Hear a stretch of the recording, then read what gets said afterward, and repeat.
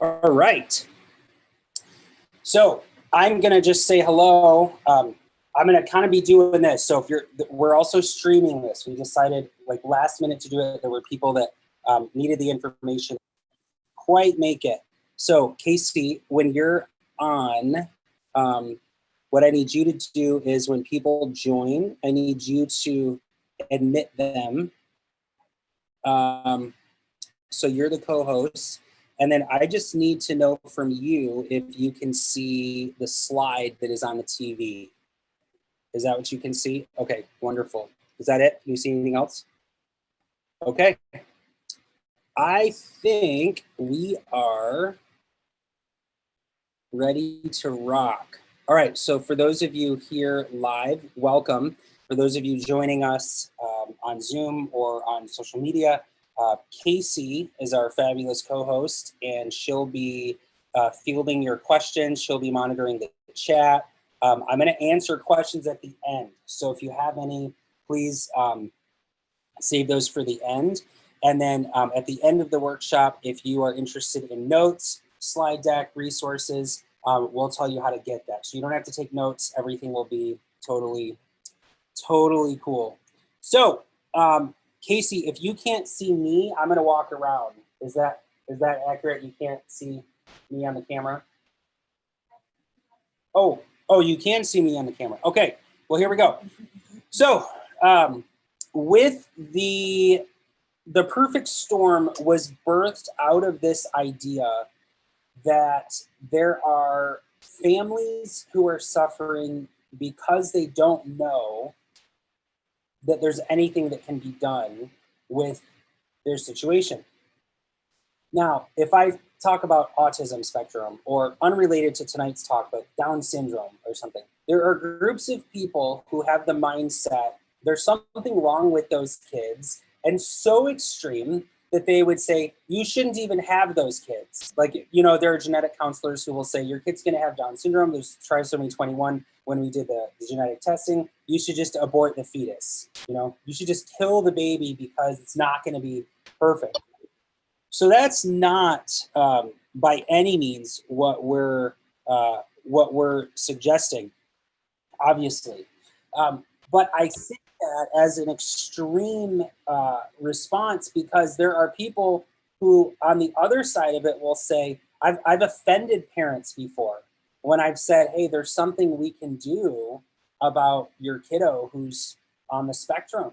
And they say, how dare you suggest there's something wrong with my kid that needs to be fixed, right?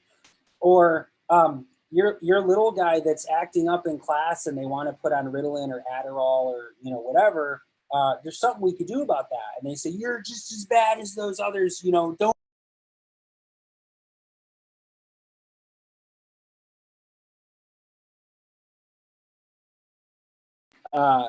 It doesn't have to be something bad that needs to be corrected.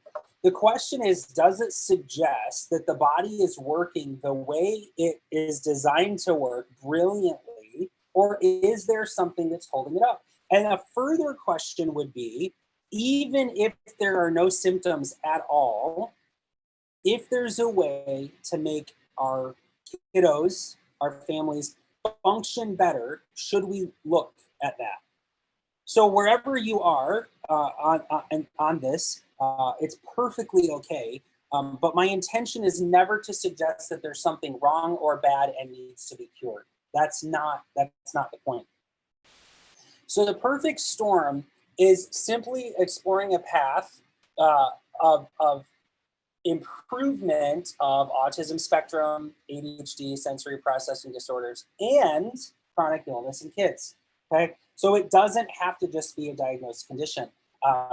There is a foundation here in Michigan, which is super, I'm honored to be on the board of that group. And there's a lot of stuff that's going on. And you've all heard it, like, oh, I know it is, it's vaccines, right? You've heard that. You've heard autism or sensory things, or it's vaccines. And then you'll hear, no, it's not. And the only people that say that are losers, right?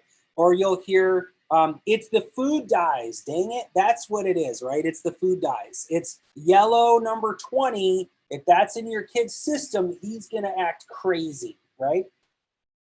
And then other people say, well, you know, really what it is screen time. The more screen time they have, the more blue light that hits their brain, the more overstimulated they get with these dopamine hits. And now they don't know how to behave. And now they're acting crazy. And you should be a better parent, right?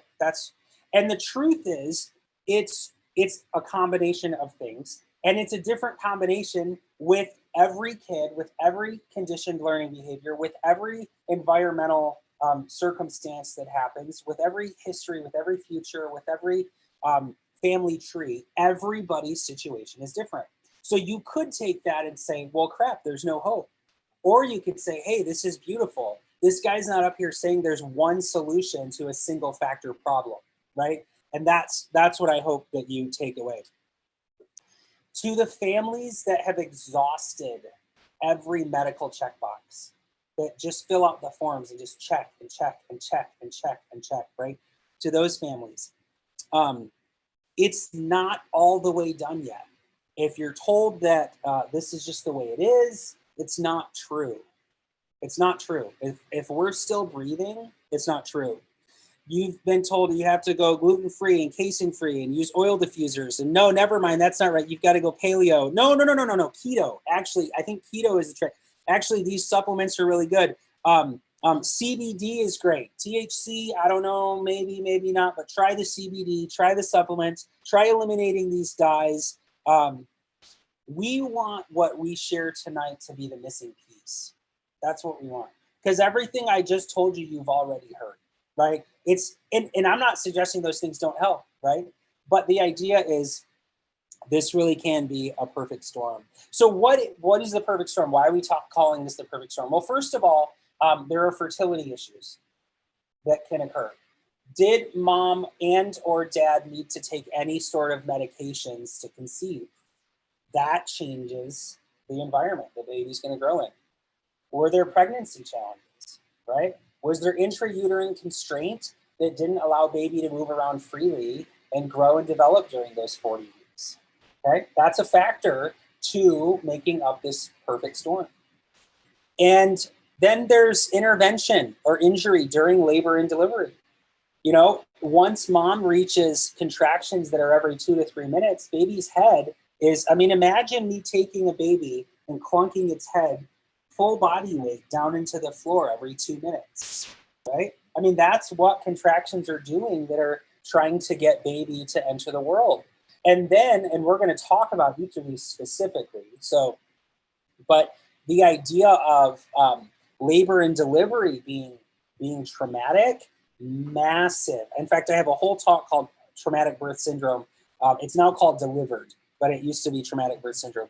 Now we have a stressed, colicky baby, right? And it's an interesting pattern that we see over and over again. We have a stressed, colicky baby. Now we have a stressed, sick infant and toddler, a stressed mom, a stressed dad, stressed sibling, stressed home, and then sensory and spectrum stuck kiddo. They're stuck. How many times have you heard somebody tell you they are stuck? This is not my kid. My kid is in there, but he's stuck. It's not what we're used to. And so I work hardest at being a dad. I put on a cool front. I come here most days. I pretend I know what I'm doing once in a while. I lead worship at church. I do the radio show. But the hardest job I have, and the one that I have to work the hardest at, is being a dad. Because that's a limited amount of time. And so I've got 3 kids. They're awesome. There have been thousands of patients helped here. We have case studies, books, and binders of case studies and things that we've done. I can't stand how many sick kids there are. I mean, people want to know what gets me fired up, and it's not political. It's not anything. I cannot stand how many sick kids there are. I was one of them.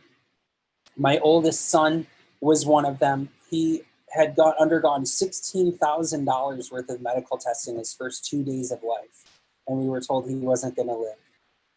And all the tests could say was that there's something wrong. Nobody could say what it was. It was just that there was something wrong. And I'll let the cat out of the bag. It wasn't until he had his upper neck adjusted that his lab work normalized, and the neonatologist said, we don't really know how to explain this, but his lab work is normal. He's free to go home now. I can't stand how many sick kids there are.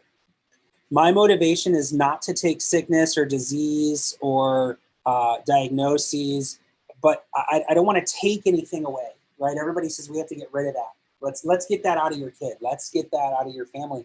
That's actually not my intention. Mine is to add something to the world by adding health to these situations, right? We may not be able to take anything away, but we can certainly add health. And so if we've got this jar of muddy water, we may not be able to dump the jar out, but we certainly can add some clean water to it and keep adding it and keep adding it and keep adding it. It might not ever be perfect, but it certainly can clear up more than it is today, right? And so I want to add health to these kids. The family picture that I sometimes show here, my son Josiah and I were both perfect storm kids. Both of us were. And in fact, my son Noah was also a perfect storm kid that dealt with asthma, horrible allergies.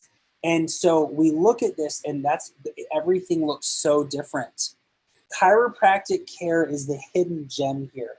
And the problem, the thing that literally breaks my heart with this is we don't ever get that time back. So my son Josiah did better, but he couldn't lay on his stomach for more than 5 minutes without screaming until he was 6 months old. When we took him to Chicago and had specific upper cervical care done, and he laid on his stomach for 4 hours that night for the first time. Now, did that first 6 months of him not lying on his stomach change his life? Probably not, but that's just an indication that something else was going on, right? So not lying on his stomach may not have changed his life, but it didn't allow for him to have the proper curves in his spine. And so we've had to work a lot harder to get those curves in his spine, and they're still not all the way there, and he's 14. So everything matters. And so what breaks my heart is that they cannot get that time back. I was on 9 prescription medications through my adulthood, cancer survivor, and tons of medications, multiple surgeries. And it wasn't until I was in my mid-20s that I was able to get off those medications. I'm not going to get that time back. That's okay, but I don't want that for anybody else. And so we know that what we're currently doing, what we currently have is not working. We know that. Now, my position will never, it has never been and it will never be to throw anybody under the bus. I will also speak truth. So if the coach cannot win the game, it's time to replace the coach. Doesn't make the coach bad or evil or incompetent. There is no value proposition to how valuable that person is. But he shouldn't stay the coach if the team keeps losing. You follow? So pediatric chiropractic care needs to move forward because what we're doing is not working. So if we talk about the sports, when the general manager, coach, and players aren't working, they all get replaced. And that's not sad. Nobody cares. That's just the way it works. And everybody's okay with that, right? Swapping contracts, trading this guy for that guy. So in certain arenas that aren't even nearly a fraction of the importance of how healthy our families are, we're okay with swapping things out when they don't work. But when it comes to our families, we think that the way we've always done it,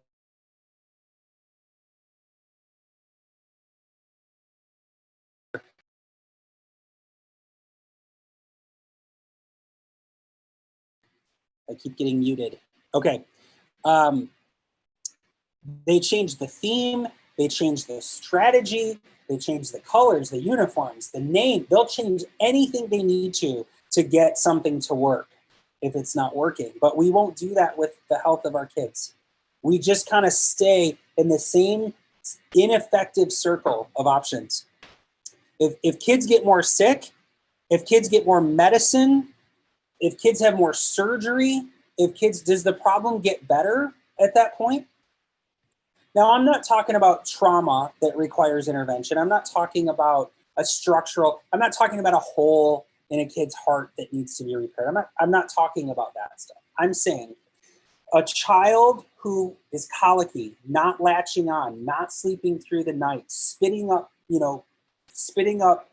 breast milk or formula, or not keeping food down, or not. I'm talking about that kid who's not horrifically messed up, but just isn't the best he or she can be. Do we need to, are we going to solve the problem by more and more and more medications? It certainly begs the question. When people say that the incidence of autism, and autism is just kind of a buzzword. I'm actually talking about all things kiddo health, family health. When we were in school, when we were all, everybody that's here, I can't see who's online, but everybody that's here, when we were in school, how many kids do you remember having to go to the nurse for an inhaler, for medication, allergies? Just think back. Just how many do you think out of a classroom of 30, maybe? Is that fair? How many kids had to go to the nurse? 3 to 5. Okay. When you were in school or right now? Not your kids. I'm talking about you. When you were in elementary school. Okay, 3. What do you guys think? None? I had maybe 1, maybe 2. So small numbers is the point, right? But the statistics that are being discussed today are saying that people that this was all there before. It's not new. It was there before. It's just that we didn't recognize it. And so then I ask myself, and I ask you, I'd ask anybody online here, what has changed in 1 to 2 generations? Because it's certainly more than 1 or 2 or 3. It's certainly more than 0 to 3 kids now, right? And if their logic on that is true, then that means there were kids in our classrooms when we were in school that were toe walking, that were biting their skin, pulling their hair out. Now I'm talking more extreme on the autism spectrum, that were screeching, not making eye contact, right? I don't remember any of those kids being in my class when I was a student, right? Doesn't mean they weren't there, but it's not like it was there and we just didn't know what it was. Yet that's what we're being told. When in the 1980s, the incidence of autism was 1 in 450, and it was mostly boys. Now it's 1 in 81. What has happened in 1 to 2 generations? It's not genetics. We'll be told that, but genetics don't change that fast, right? So it begs the question, what is going on? And you know what medicine has to offer for this?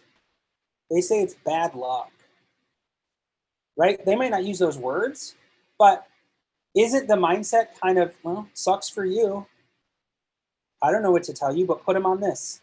But, oh, no, I know what we'll do. We'll cut that out. We'll take that out. We'll surgically remove that. We'll add this medication. We'll do, right? Isn't that, but it's not genetics. It's not that we're bad. So yeah, now it's 1 in 68. 1 in 42 with boys, and it's climbing by 30% or more every 2 years.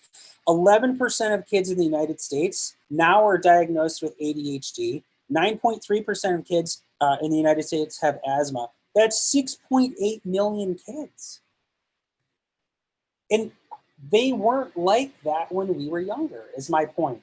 There was the 1 or 2, I got it, right? But certainly not this many. 10 to 20% of kids have allergies today. How many rooms are nut-free now? Is it correct? That wasn't a thing where you can't even fly in an airplane and have nuts anymore. You can't have peanut butter anymore because somebody's allergic. Guys, what is going on, right? There's something in the water, maybe. 95% of kids have at least 1 ear infection by the age of 5. It's not working, okay? The best immune system is in the body. It's not in the lab. What I love about this slide is I made this. Everybody online, hear me here. Lab-generated, money-generated disease care systems are archaic. We've lost our way by having so much information. And I made this slide way before COVID. All right, so check this out. I want you to watch this video, and let's just see what happens here. This is an awareness test. How many passes does the team in white make? Go!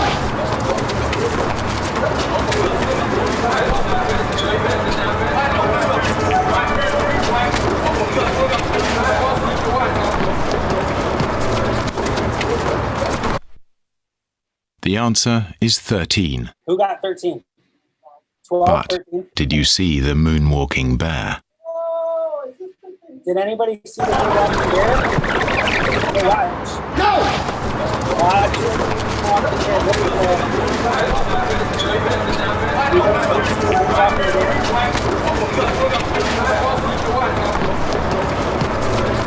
See the moonwalking bear? No. It's easy to miss something you're not looking for. Okay? So, the awareness of this came from my own story. I was told I had learning disabilities. I was told it's a good thing you want to be a pastor because you're not going to be able to pass standardized tests. And then it became case history after case history after case history of, I had somebody, I just did the COVID shot webinar, if you saw it a couple weeks ago, and I had a lady say to me, well, she emailed her sister and said, this guy's a fraud or something. She was talking about me. She said, he's a fraud because he said that vaccines are linked to autism, and everybody knows that that's not true, is what she said. And so maybe he doesn't know how to read research, is what she said about me. Now, it's not true. So if you call me blonde, it doesn't bother me because I'm not blonde. And if you call me stupid, it doesn't bother me because I'm not stupid. And if you say I don't know how to read research, it doesn't bother me because I write research. So it doesn't bother me. It's okay. Take your ball and go home. It doesn't bother me. What bothers me is that people think that. That's what bothers me. Not about me, about the situation. And so my response was to the sister who said, my sister emailed me this, was Google whatever you want. It's bought and paid for, right? I have court cases in one of the binders here that the pediatric neurologist said that the measles, mumps, and rubella vaccine crossed the blood-brain barrier, causing brain damage in this child. A court case with expert witnesses saying, but that's not bought and paid for. And so with, algorithms and stuff, if you Google vaccine and autisms, you'll get 20 pages of not true, not true, not true, not true, fake, fraud, quack, all this. You'll get all this stuff, but you can, it's just an algorithm. You can override that stuff. So don't go to Dr. Google for that. But what I said was, in 13 years and thousands of case histories, when mom said he was fine until his 18-month shots, he was verbal until his 18-month shots, she was fine until her 2-year shots, she was perfectly normal until, you hear that thousands of times. I don't care what the research says. Now that's not very scientific sounding of me, but I don't care what the research says. Who knows their own baby? You certainly know better than I do about your baby. And when you're telling me that he was fine until a 72-hour window of receiving, sometimes before even leaving the office, screeches, rages, all this kind of stuff. Now listen, vaccines are not the only thing, but it's part of the perfect storm, is what I'm saying. And so there's one specific ingredient, it leads to tantrums, outbursts, anxiety, and it keeps coming up. So even if the kiddo's not on the autism spectrum, but they've got ear infections, they're also talking about tantrums, outbursts, anxiety.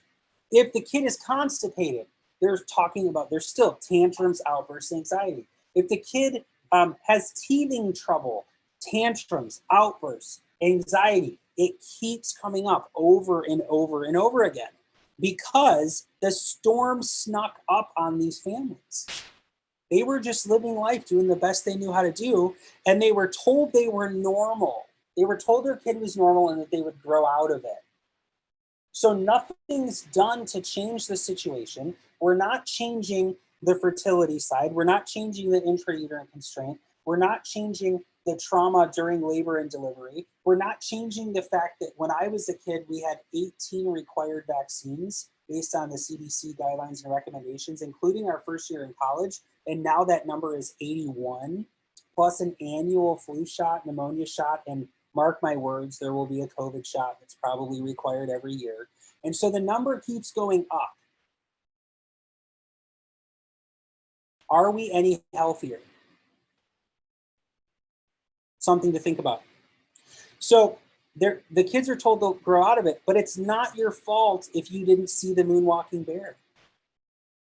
It's not your responsibility to know about the moonwalking bear. No one told you to look for it. You would have had a different experience had I said, guys, pay attention and look for the moonwalking bear. But instead, you were told to count how many passes the team in white made. Now, I don't believe for 1 second that any person that shares the title of doctor that I've ever met has ill intent. I absolutely believe with all my heart everybody's doing the best they know how. And the few that aren't even enough to count. But we miss 100% of what we're not looking for. And so I'm not saying don't do anything. I'm saying let's think about this differently. Because chiropractors think differently. Health is determined by our genes is what the current thinking is, right? I mean, if you just poll people and ask them in the news, health is determined by our genes. It's out of our control and it comes down to luck. It's kind of how we think as a society, right? And so there's this whole idea of the gene theory where everything is genetics. So it just, nothing matters, right? Like if I'm going to die anyway, what's the point, right? But chiropractic thinking says, wait a minute, health is determined by our lifestyle and our environment, and most importantly, by our ability to adapt to it. That's actually what health is your ability to adapt to things. So the idea of, there's a concept called epigenetics, and it's fascinating work. And epi means around, and then genetics. So this is the study of things around that surround genetics. If genetics writes the ticket, then our choices mean nothing. But our choices do mean something. And if we behave as if it's all genetics, we're going to make really bad choices. So it's not all genetics, and it's not all our choices.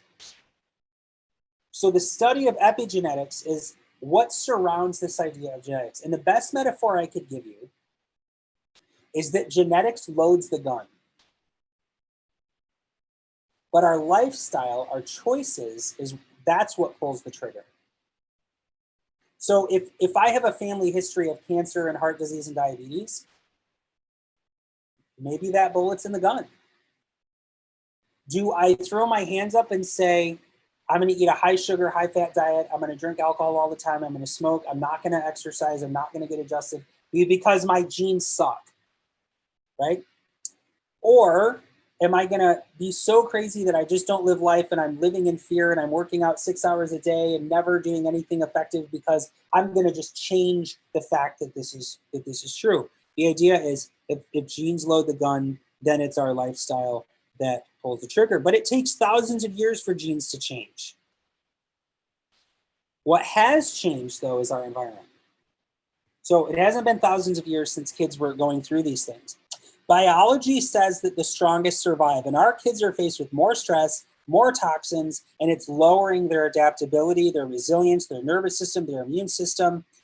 They're hit heavier, they're hit more, they're hit earlier with this double-edged sword, and it's a recipe for sickness, disease, the whole gamut. And US has amazing crisis care. We have the best crisis care in the world. We are so blessed. But most families are relying on crisis care and their pediatrician, who's a disease care expert, for their family's health. There's nothing wrong with crisis care. There's nothing wrong with a pediatrician. But why are we relying on sick care, crisis care experts to maximize the health and expression of our family. It's not the same thing.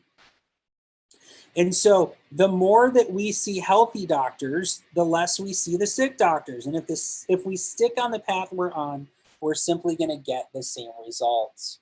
So the point is, if we want more health, each family needs to have a doctor, at least one, who's an expert in health. It's not all about surrounding yourself with sickness experts. So scientific help. The function of the nervous system is to perceive the environment and coordinate the behavior of all the other cells. Dr. Bruce Lipton, molecular biologist, used to teach at Harvard Medical School and said, I'm out. I can't keep teaching this stuff because it's not true. So the key to health is better adaptability and resilience. That is the foundation. I know that's not exciting. It's kind of boring. It's late. What the heck is this all about? But if we want to be healthier, can we control what's happening politically? Can we control what's happening with the CDC and the World Health Organization? Can we control what's happening with Pfizer and Moderna and Johnson & Johnson and AstraZeneca and travel passports and restrictions and face masks and at home versus in-person school and virtual versus in homeschool versus crap, I never wanted to do this, but I don't have any other choice because you won't keep the mask on. So no, we don't have any control over what's happening around us. We talk about it a lot. We post about it a lot, but we don't have any control over that. What we have control over is how well are the people that I love the most going to be able to adapt whenever crap hits the fan. Because it is now, it'll stop for a while, it'll happen again. So if we can't control that, we can run around in fear all the time, or we can say, let's take control of what we can control. And what we can control is how we're working on making our body adapt. Subluxation is the chiropractic word for stress. It's stuck on. Okay, so sub means less than, luxation means dislocation. And in the spine, a subluxation means that the spine is affecting the sensory processing portion. It's affecting the nervous system. That leads to sensory processing problems. And perception is key. That's why the tags bug the kids, the sensory kids. That's why you can't touch the sensory kids. That's why it's too loud for the sensory kids. That's why the lights have to be up in the theater and the headphones have to be on. That's why the dinner out at the restaurant back in the old days when we were allowed to go out to eat, we'd sit at the restaurant and there would be a family enjoying a meal, and then over here would be a couple on a date and they're each on their cell phone, and over here would be the kids, the adults talking and the kids on their iPads with their headphones in. The perception problem in the nervous system is actually what is really going on with this. And so what happens is we've got all of these factors at play. So I don't know if it looks like my picture's in the way. Anyway, dyskinesia, all right, it'll be fast, but dyskinesia means misalignment and fixation. So the spine gets stuck. Motor movement delays show up. When baby's not developing properly, motor movement delays will show up. Let me see. I think I can move this. You guys are a gem. Then I can move this way down here. Beautiful. So there are delays. We know that when there are motor delays, that increases the likelihood of neurobrain development issues. We know that as plain as we know our name. So at home, if you're watching here, if there are motor delays, if there are movement delays, my gosh, get your kid checked like tonight, okay? Movement connects and changes brain development. So when kids aren't moving much, like if they're stuck in utero, then if they're stuck in a car seat, then if they're not able to go out and develop, then if as they're toddlers, they're sitting stationary all the time, you know, gaming and things, movement is what connects and changes the brain development. Then motor development is a bottom-up, back-forward process. So babies kick their legs first, right? And so motor development comes this way, and then it comes back to forward. And so first they'll hold their head up because it's developing, the back side is developing. then they'll sit up, then they'll roll over, then they'll crawl. That's normal development. And then they'll deal with gravity altogether. They'll stand upright. That's unique to humans. But you get a misalignment up here and then stand upright, that really starts to cause trouble. And the more years we're upright with misalignments up here, the more the nervous system is not working. And so we can do that because the motor stimulation, the development, the function, it all has to do with brain development. That's how the whole thing is designed. And if there's a motor delay, like dyskinesia, things aren't moving properly, by a misalignment and fixation in the structure that controls every nerve in the body, then the brain is not developing properly. So the key to this is not necessarily brain exercises, it's actually adding movement. Does anybody know any type of healthcare that would move a child's spine? See how simple this is? Literally chiropractic adjustments, even if they're not the right ones. I mean, it's crazy to say that, but even if there's decently proper movement into the spine, early in life will develop the brain so much better. It's remarkable. Then, oh man, my remote's acting up. Okay, now, in the 70s and 80s, look at this chart. In the 70s and 80s, well, that's not on the chart yet, but C-sections were very rare. Then, as we look into the 90s, the birth intervention quadrupled the rate of C-section rates. Look at how that C-section rate totally went up. This is just from 2007.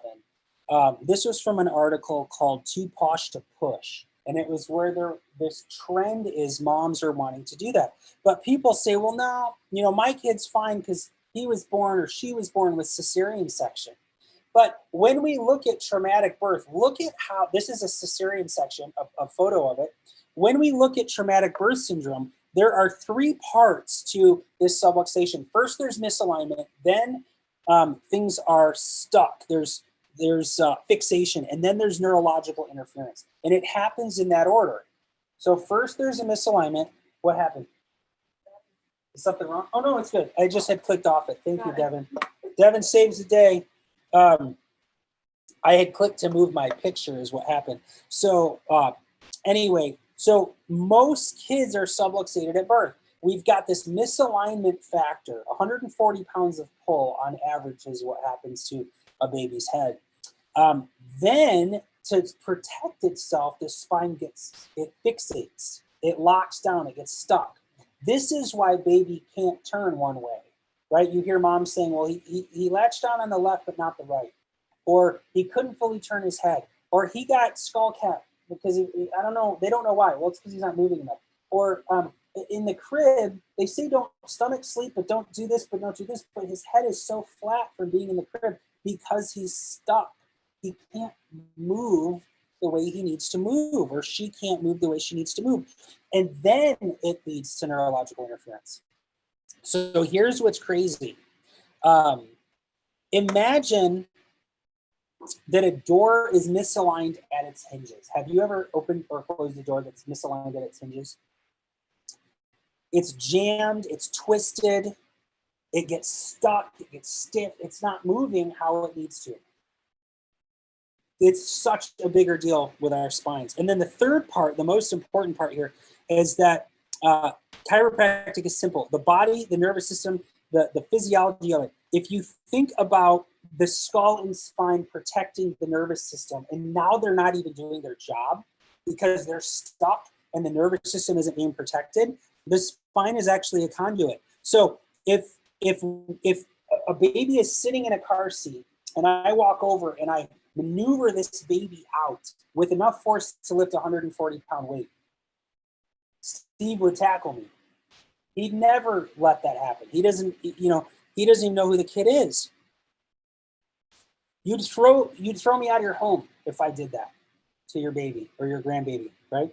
So everyone knows that the head, neck, and skull need to be protected. Why? Because it protects other stuff. That's why we wear helmets on motorcycles. That's why, we are already doing a lot of the right stuff. That's why in martial arts we wear helmets. That's why in football we wear helmets. That's why in rugby we wear helmets. We know that the things that protect need to be protected.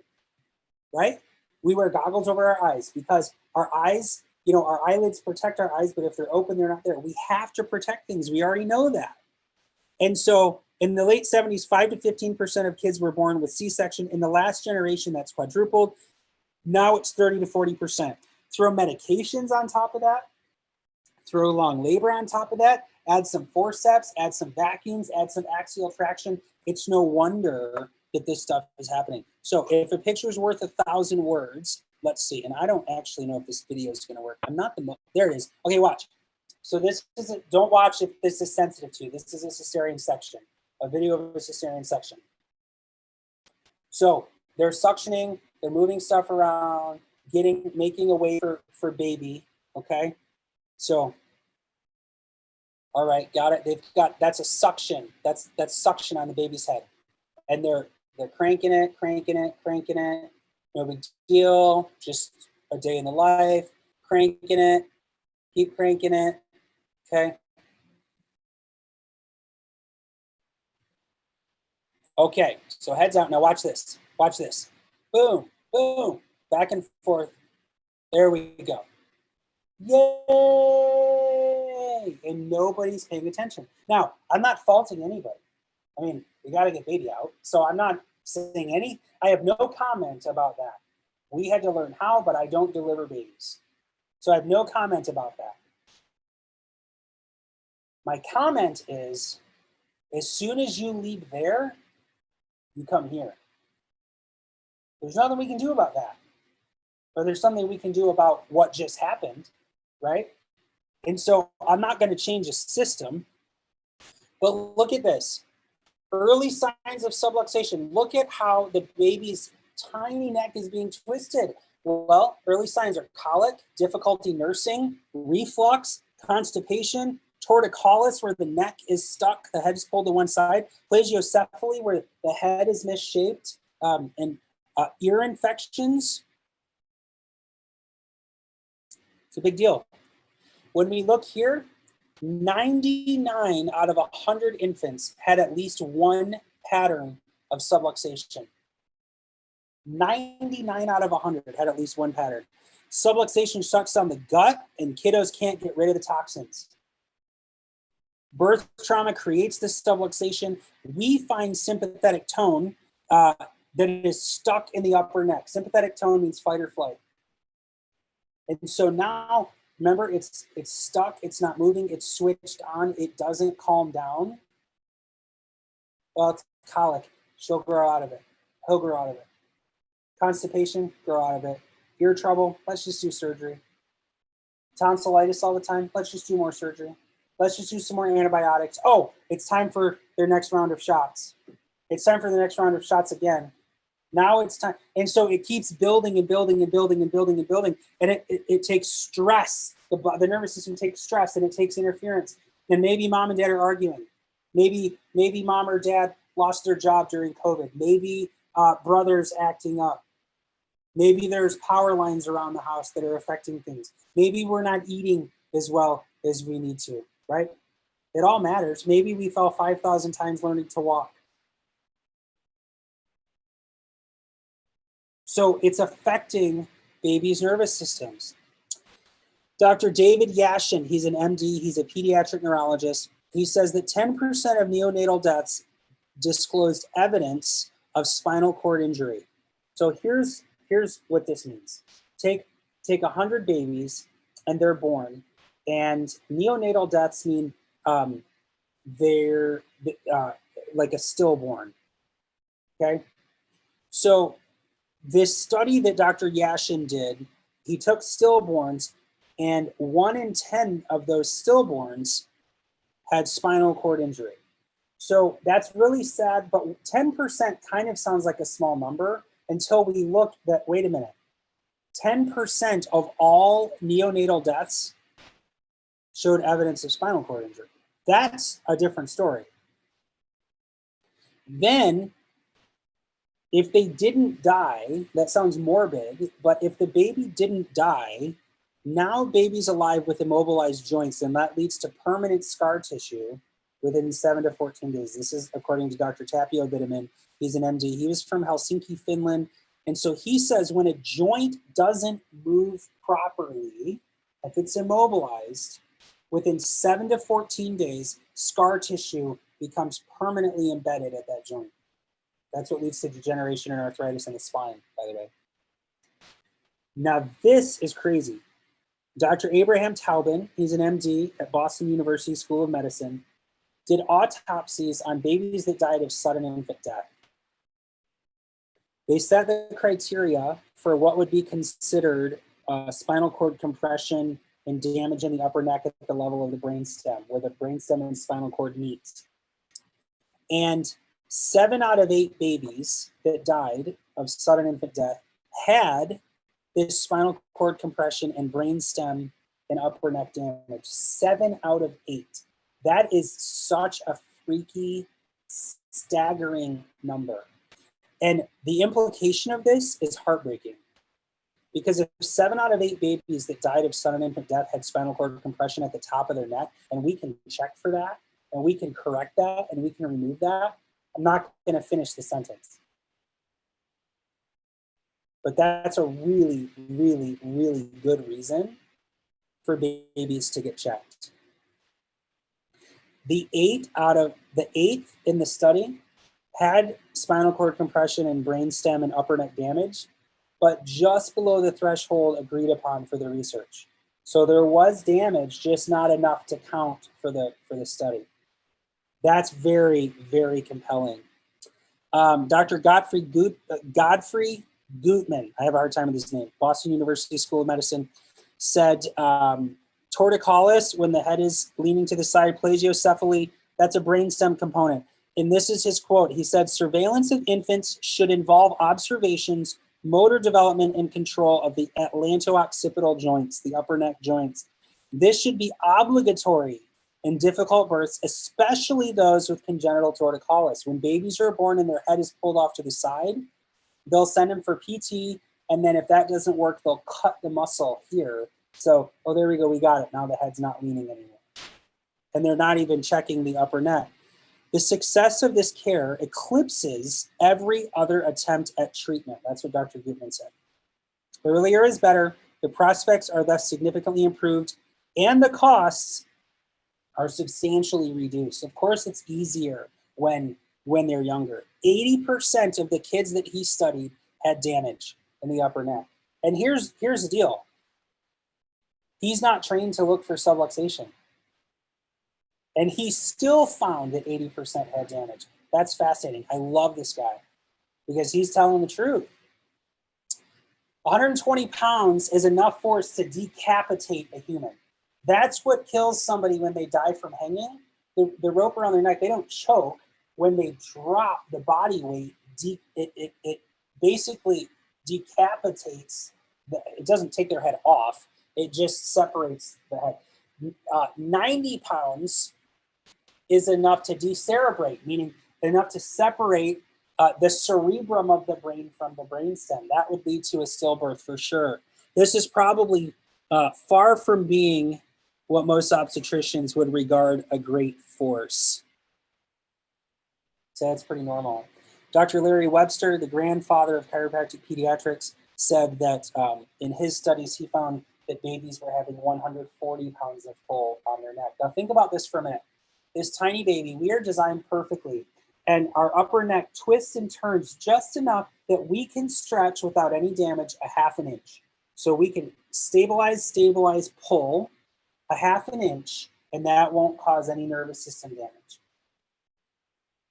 140 pounds of pull will stretch that same neural structure, that area in the upper neck, 2.25 inches. So it's allowed to stretch a half an inch, but that amount stretches 2.25. Now, if the baby can handle it, we might just see colic and ear infections. If the baby can't handle it, we might experience another episode of sudden infant death. If the baby really can't handle it, heart rate's fine, mom's not preeclamptic, everything's normal, everything's good, heartbeat is good, baby's dead. A stillborn, that's what we're suggesting, not we, but what research is suggesting is happening neurologically. Then disafferentation, where there's abnormal sensory input. Nociception, think about this. I know it's nerdy, but I need you to get the science on this because it will really make a difference in your family's future. Is that nociception, input, it leads to noisy brains. These kids have super noisy brains, right? Are you listening to me, right? No, they're not, because their brain is just so noisy. There's so much input. Have you ever put your thumb over a hose? It increases the flow that's going everywhere. So now we've got this neurological storm and the sensory perception. The brain is 99.99% on autopilot. You don't have to think about your heart beating, your lungs. You don't have to think about that. But the sensory system runs on our autonomic nervous system.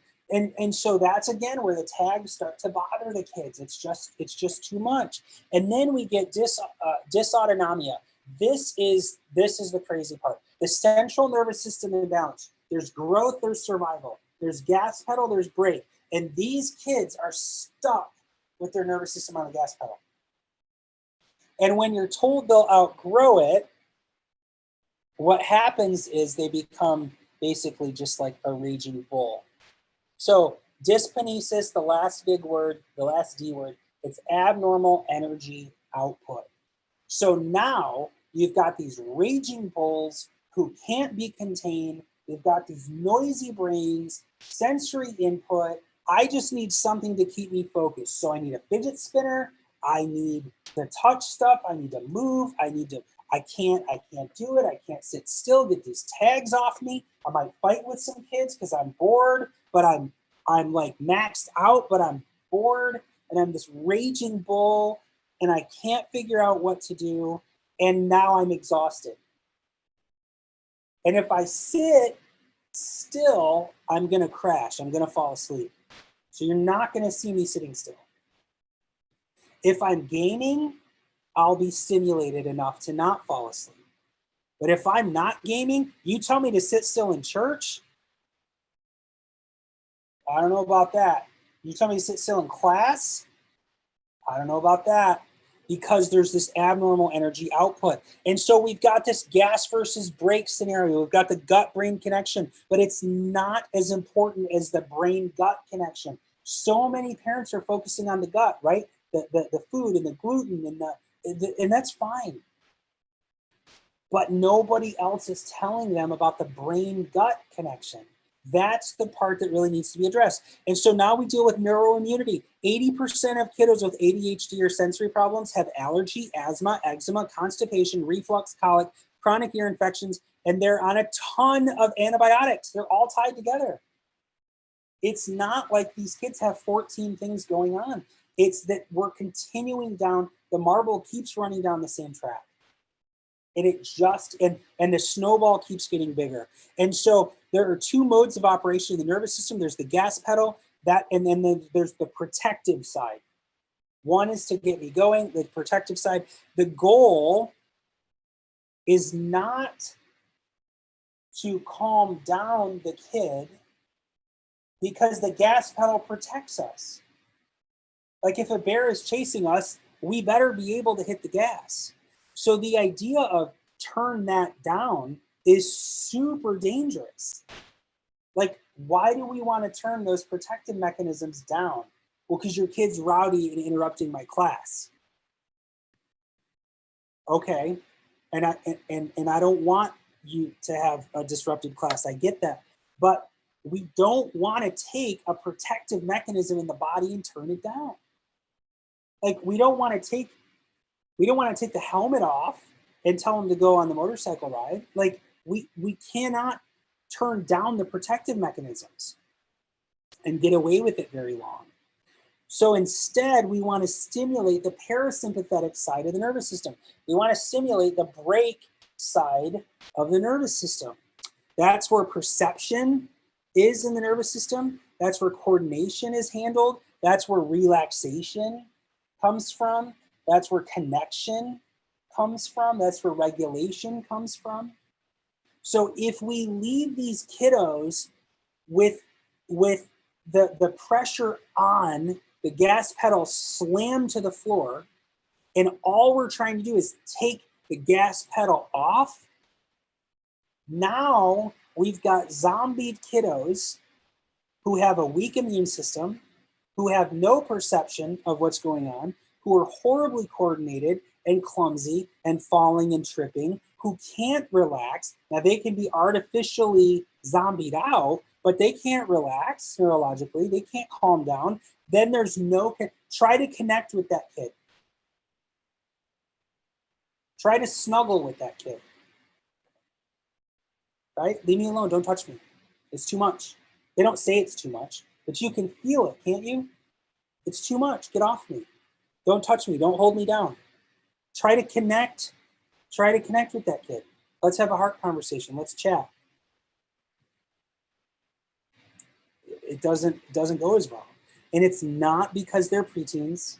It's not because they're teenagers. It's not because they're hormonal. It's not because they're stuck on social media. It's because we don't allow the body to work the way it was designed to work. And then the regulation gets crazy. So we've got these kids with Ferrari brains in this sensory storm, these Ferrari brains, but bicycle brakes. They're so stuck because their entire existence, their nervous system has been told, you better fight to survive. Because you're gonna get injected, you're gonna get pulled around and pushed around and squeezed around, and you're gonna have all these stressors. And so just wait for the next shoe to drop. Look at the red arrow. This kiddo had a total energy of 591 microvolts of electricity on this scan we did. That number should be 100. 100 is what that should be. This kid had a total energy of 591, totally worn out. So step one is we would do scans. Even at rest, this kid feels like they're at a Metallica concert. Just tons of input.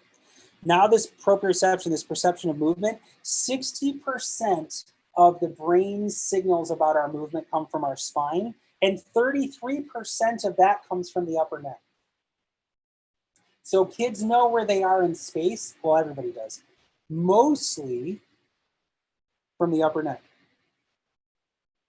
And when there's upper neck trouble, you have a clumsy kiddo. You have a clumsy kiddo, we got to look at this. This is why pediatric chiropractic, why upper cervical pediatric care needs to join your team. Roger Sperry says 90% of these signals deal with gravity. And we're not escaping gravity. So we're always on. We have to be. The brain is always on. The cerebellum is 20% of the brain size, but has 80% of the neurons. And its most important job is sorting and warehousing. Where's this going? Wait, that's got to go there. That's got to go there, right? It's like this logistic system.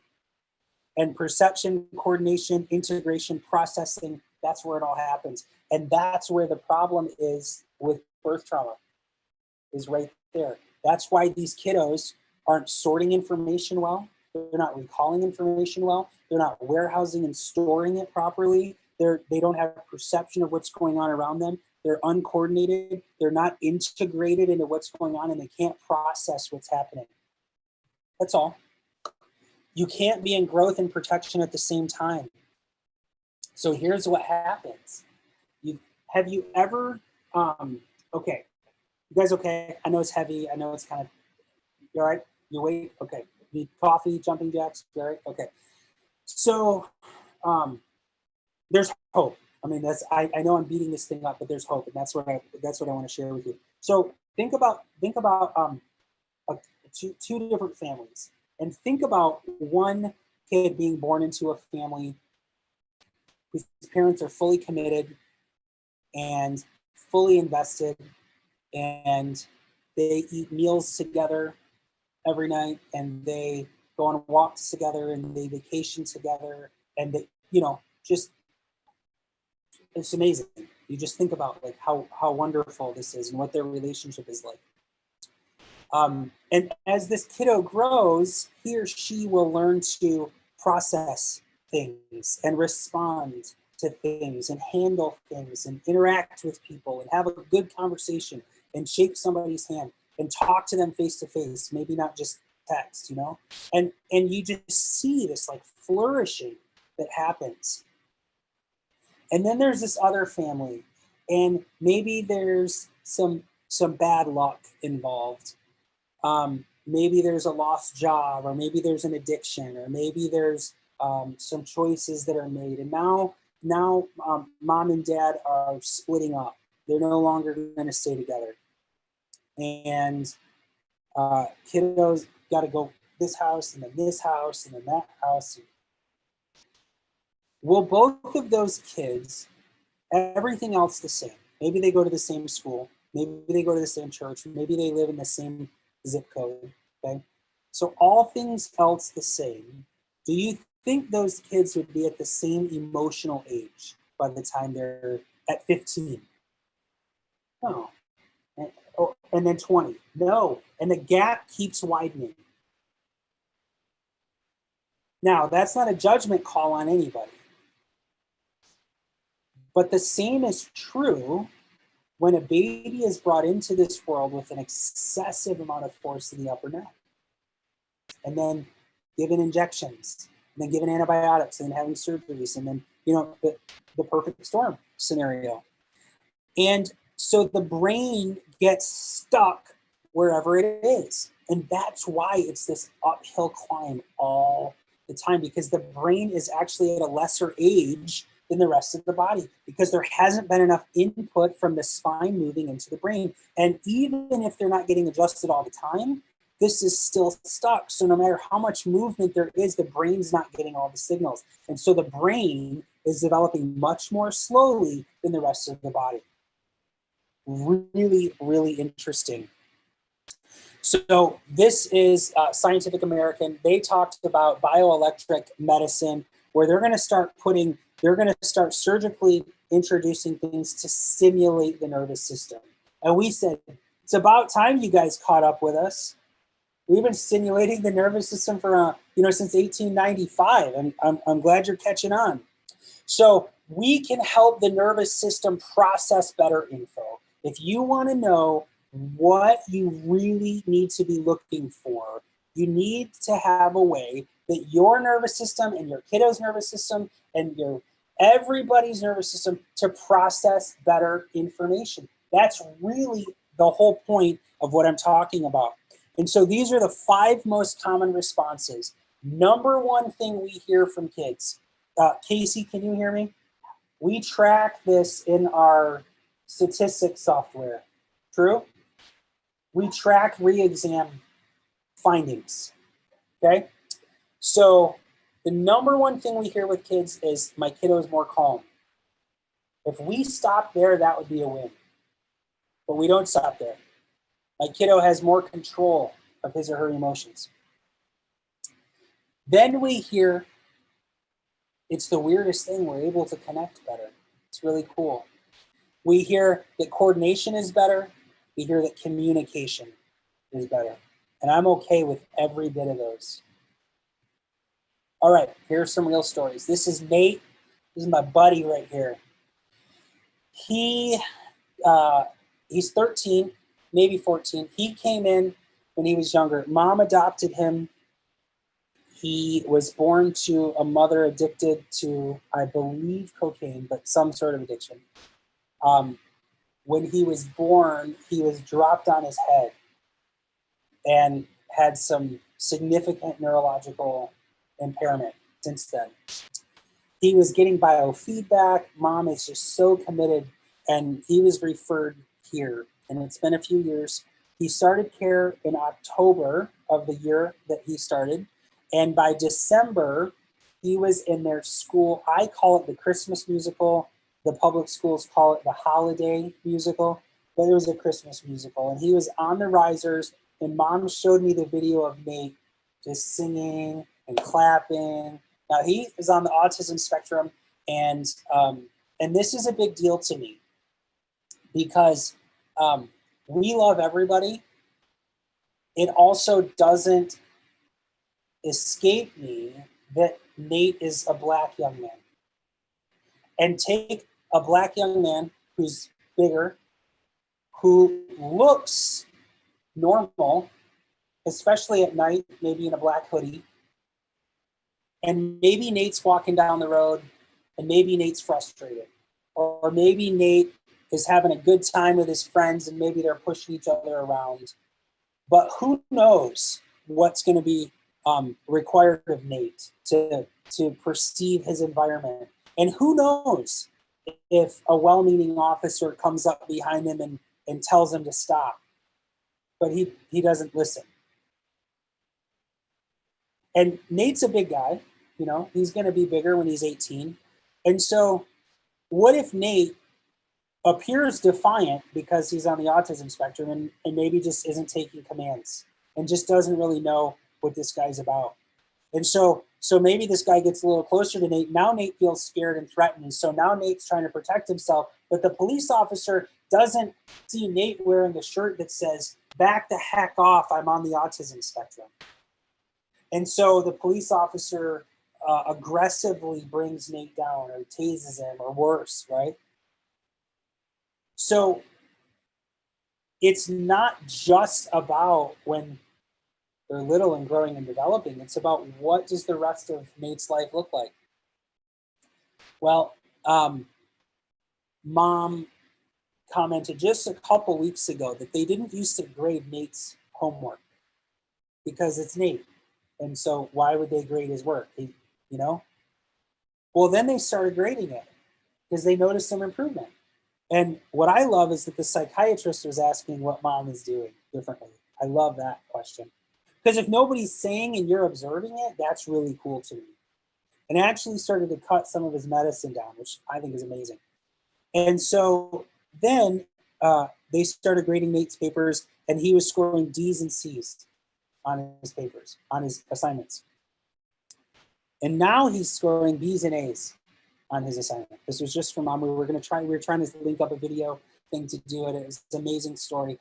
The other day, last week, Mom took Nate to the grocery store. Oh, Nate can ride the bus now. So he's able to ride the bus. He's interacting with other kids. Everything is going brilliantly well. That is major progress.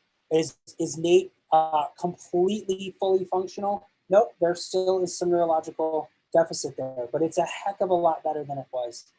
And Nate had to take a break for a while from coming in, and he was seeing a different chiropractor. They drive about 50 minutes to come in each way, and for different reasons, they had to go see a different chiropractor. And finally, Nate asked his mom if he could come back and see Lazar, because he told her that he knew that's what he needed. So Nate came back, and he's doing well. Last week, Mom took him to the grocery store, stayed in the car, let him go in the grocery store with a list. And he had to get celery and milk, and I think he was allowed to get a treat. I don't remember what the other one was.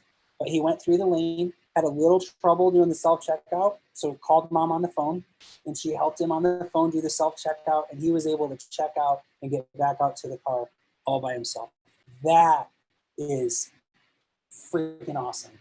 I love that. I love that about Nate and his family. This is Tommy. In this picture, Tommy was 31.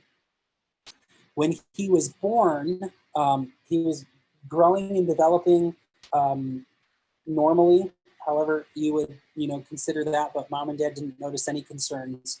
And then around 18 months old, I remember specifically this health history conversation. In around 18 months, completely stopped talking. Went totally nonverbal. And from 18 months to 31, didn't talk. A naturopathic physician sent him in here because he had heard I was doing some stuff with people on the autism spectrum. Tommy started getting adjusted, and about 6 weeks after his first adjustment, he walked up to the front desk here, and he looked at our team at the front desk and said, "I want a hot dog." Mom and Dad are like super organic, so they weren't thrilled that that's what he said. But from 18 months to 31 years, so 29 and a half years of not being verbal, and 6 weeks after we start unsticking the nervous system, things start to regulate. Did Tommy immediately go back to full conversations and no, And he still has deficits. There are things that can't fully heal, but he is doing so much better, which is awesome. This is Harper. She's also my buddy. She's really sweet. Same type of situation, pretty normal. Around the 18-month mark, stopped talking, started kind of flailing, screeching, toe walking. About her second or third week, Devin would know, Devin would remember this detail better than me, but early on in her care, started talking, and her first words were, "I love you, Daddy," which was super cool. So Harper is rocking it out. And then this is Nate. He came in when he was 10 or 12 years old. His parents asked me if chiropractic can help with autism. And I said, well, there's a strong neurological component with the autism spectrum, and so it's worth checking. But it has, but there are certain things we look for to know. So I'm happy to look, but it wasn't, yes, we can help with everything, right? So they came in. Nate wouldn't touch you, wouldn't let you touch him, wouldn't make eye contact with anybody. From here, he would sit on the floor backwards on his butt, and he would crab walk down the hall, 30 feet to suite number 3. And we used that one because it had the window in it. And I was able to get his x-rays. I was able to get him adjusted. And about 6 weeks later, mom and dad didn't say anything to anybody. And about 6 weeks later, his leader at church, not really youth at 10 or 12, but what the children's pastor or whatever, small group leader, asked what they were doing differently. Now, to this point, she had done the gluten-free, the casein-free, the sugar-free, the removed dyes, and she noticed some small changes, which is great.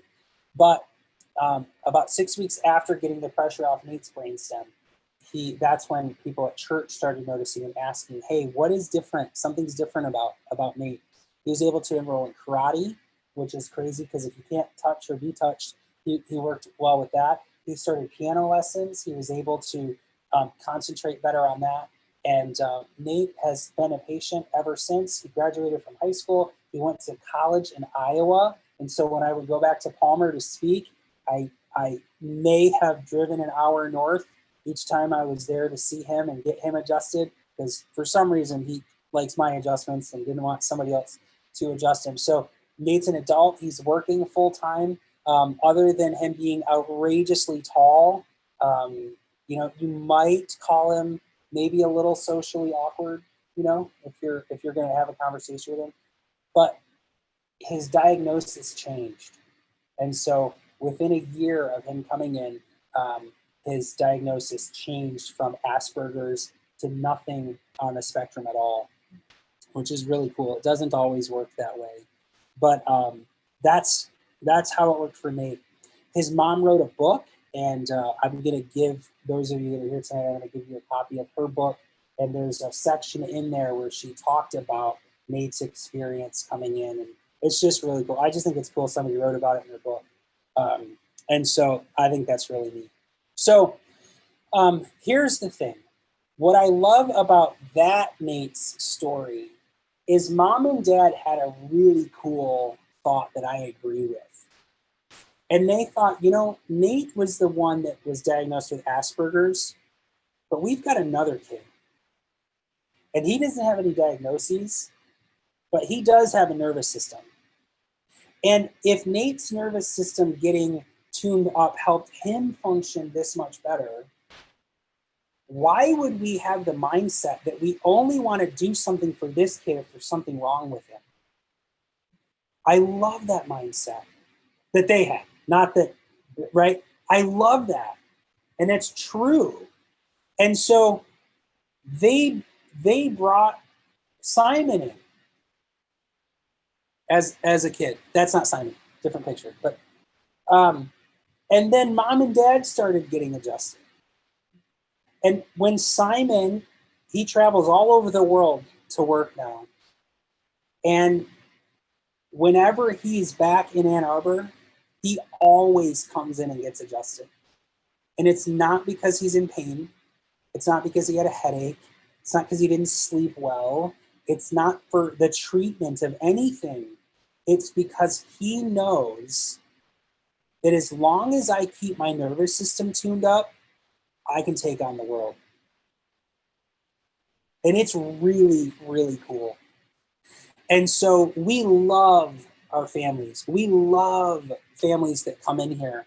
And it's a family affair. These are two little ones. They're a couple years older now, but they would come up from Ohio. Grandma and grandpa would put them in the car, their son, their daughter, and their two granddaughters, and they would drive about 4.5 hours. They still come up every month or two, and they have for years. Now their dad's in the military, so we couldn't show their faces, but it really is a family affair. So if you're here and you have anybody you want to have checked, any kids, any adult, it doesn't matter. Here's the other thing. The age doesn't really matter. Like, I know this is about kids, and I know this is about autism spectrum and ADHD, but if those nerve scans we talked about, if there's anybody in your life that you want to have scanned, our assessment's $453. We love thanking people for coming to the workshop. So if you haven't had the nerve scans, or you have people in your life that haven't, we will offer that to them for the next 2 weeks. They can do that. If we really believe that everybody needs to get checked. If you're watching online, we're offering you the same thing. I don't have a fancy QR code. I don't have a code for you to text. I don't have anything like, I just want you to just call the office, text the office, email the office.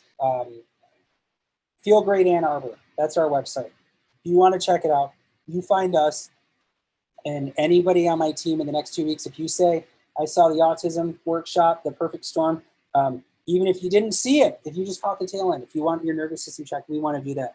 We want to put our money where our mouth is. I was a perfect storm kiddo. My oldest son was a perfect storm kiddo. My youngest son was a perfect storm kiddo. And I'm going to close with something my daughter asked me when she was 10 or 12. She wants to do this work, which I just love. I'm proud of all my kids. And I love that she loves this. I love that she wants to help people this way. But we were in Taekwondo, and she's, thank God she's not on the spectrum. She doesn't have sensory issues, but you know, she has a nervous system, and we all have a nervous system, and we grow and develop. And as the twig is bent, so the tree grows. And so we always want to make sure that our kids are functioning well. And the best time to plant a tree is 20 years ago, right? But the next best time is today. And so we really, really, really want families to get their nervous systems checked, because we can help with so much when your body's just working the way it needs to work.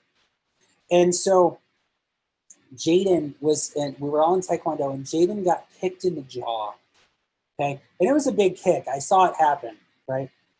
And so later that night, she was sitting at the kitchen table with her feet up on the chair and her knees up under her chin, and her chin resting on her knees. And she was just kind of sunken, right? Now, I don't know what the diagnosis code is for sunken, okay? And I don't know if insurance covers helping kids who are sunken. I don't know. I don't know what percentage insurance covers of that after your deductible is met and you got a pre-authorization letter and a referral from 14 other people that are disease care experts. You know, I don't know anything about that. But what I do know is Jaden did not have a single symptom that I could check off on a list.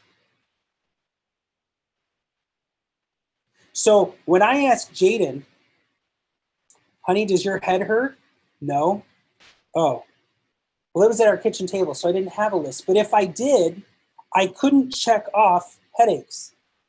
Does your jaw hurt? No. It did, but it doesn't now. Oh, okay, well, I can't check that off. Are you throwing up? No. Well, shoot. Do you have diarrhea? No. Do you have memory loss? No. Are you sleeping? Like, can you not sleep? No, I can sleep. Now, ask yourself the question. No disrespect to anybody. You guys know my heart. No disrespect to anybody. what the heck is her pediatrician going to say when we show her that list? You're fine. There's nothing wrong with her. You want me to give you something? Like, is she down? Oh, yeah, I'd say she's down right now. She's kind of sunken. I mean, would you say she's clinically depressed? No, but dang it, she's just not her brightest self right now. What is that? I don't know what the diagnosis is for that. I don't know what the CPT code is for that. I don't know what insurance reimbursement is for that. I don't know what the pediatrician's going to say other than, I don't know what to tell you. And that's okay. Like, that's not the pediatrician's job, is to help my daughter not be sunken. Now, if she gets an infection, if she has a problem, a different story maybe, okay? But what do you do with that? And so I did what I know how to do.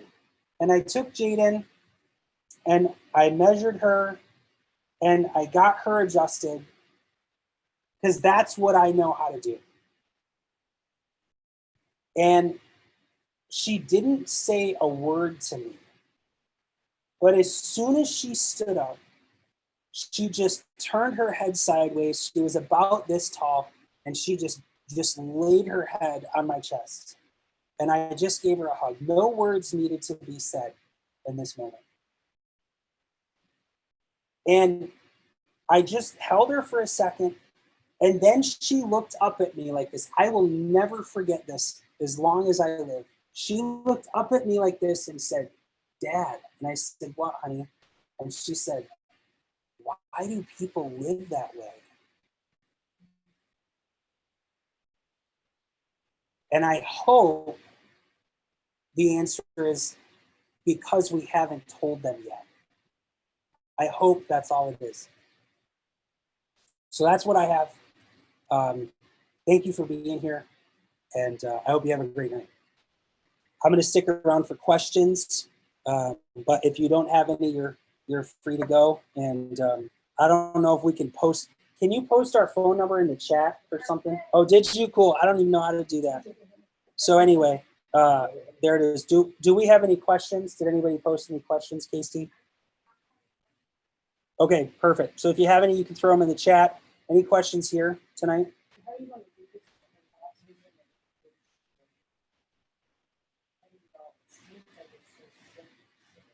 Yeah.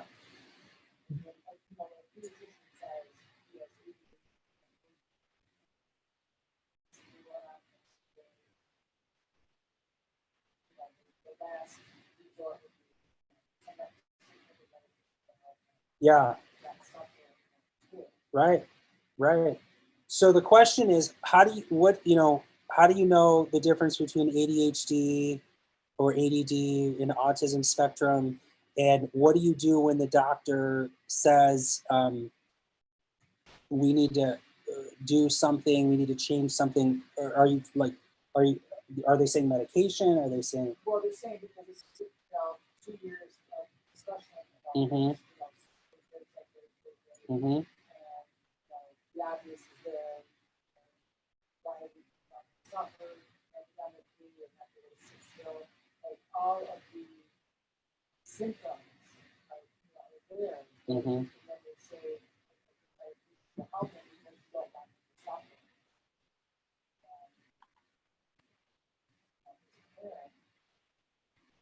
And you're doing the diet. You're taking away sugar. You're not everything that's right in there. Not to be there. You're trying everything. Power. How do you know the difference? That is what I'm saying. Yeah. The care that he's getting is definitely very different. Sure. Yeah. So I'll tell you in a situation like that, what we would say is there are three things that would go. So ADHD, the inability to stay focused without proper stimulation and with a hyperactivity component is very different than autism spectrum. It's just that they both involve the nervous system. That's why they're in the same talk. So those are not, now, kids, we can have more than one thing going on, but those are very different. And in my experience I've never heard of them being confused with each other. What causes any lack of ease, if you will, would have the origin would be coming from a physical issue, which is, we talked about this tonight with there being, something stuck in the spine with the nervous system. There can be a chemical issue. So we talked about injections or gut issues and the body's not clearing things properly. And there also can be, and often are, emotional issues. Now, not emotional issues. I don't get into diagnosis. Like, we've known each other long enough. I don't really diagnose things. I don't call it things. I don't, if somebody comes in with, and they say, my fibromyalgia is flaring up, I'll joke with them, kind of joking, and say, what did you say about your peanut butter and jelly? Like, I don't care what you call it. Now, that's not very Western medicine-ish, but I'm not Western medicine. And so what you call something very, very, very rarely affects how you fix it. It can affect how you treat it, for sure, but it very rarely affects how you fix it. So, for example, if something stinks in my home, I really don't care whether it's a rat, a mouse, a dead snake, or a piece of shrimp that got stuck under a cabinet. I really don't care what it is. I just want the cause of whatever I don't like to be addressed, right? So that said, if the physical is being addressed, then we've got to look at chemical and emotional. It really is that simple. I'm very familiar with your situation. And so my best recommendation is that there be an evaluation on the chemical side to see what can happen to, we're working on the brain-gut connection already. And there are good things happening.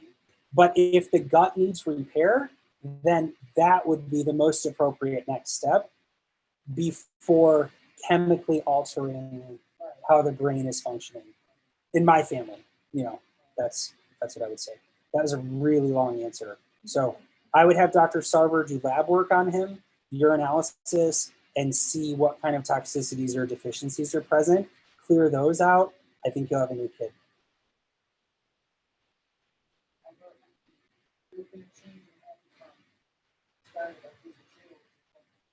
Mm-hmm.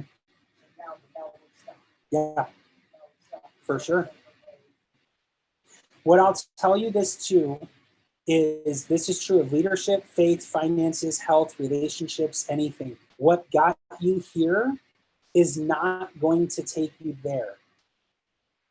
So if only getting him adjusted, fill in the blank, is what you've been doing, and you're not liking the results that you're seeing and you want more results, then something has to change. Now, on my side of the office, that could be visit frequency. That could be Beamer to stimulate blood flow to get oxygen to the brain. That's incredibly helpful. That could be Dr. Sarver checking for toxicities or deficiencies. That could be outside of the office, something like neurofeedback to retrain the synapses and the neural pathways in the brain. There is so much amazing stuff that can be done. It could be cutting sugar and flour and increasing exercise.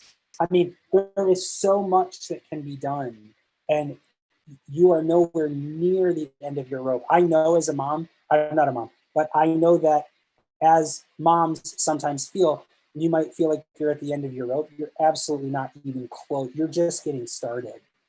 You know what I mean? There is no way. I mean, there are so many possibilities that haven't been exhausted, So that's hope, man. We're dealing some hope. There's lots that can be done. So we'll chat, we'll chat. Nobody can see you, so the world doesn't know I'm talking about Skoblachi Afrodicabutis, who lives at, I'm just kidding. Anyway, there was a meme, as soon as Trump got elected, I'm going there now. It's late. And it said, I live in constant fear that Trump will deport my Latina mother-in-law who lives at 651 North Main Street, blue house, white shutters, gets off work at 6. Like, I was like, that's awesome. All right, any other questions? Let me see here. I'm on the stream here to see if there are. Okay, and I'm looking on this. Anyway, well, here's the deal. If there are questions, you can email them. It's care@drlazar.com, drlazar.com. And let's see here, chat's there. Yeah, all right. Any other questions? All right, you guys have a great night. Thank you so much for being here. Thank you for those of you that tuned in. I think you're awesome, and we would love to help. Casey, thank you for running the tech side of things, and we're here for you. Thanks for joining.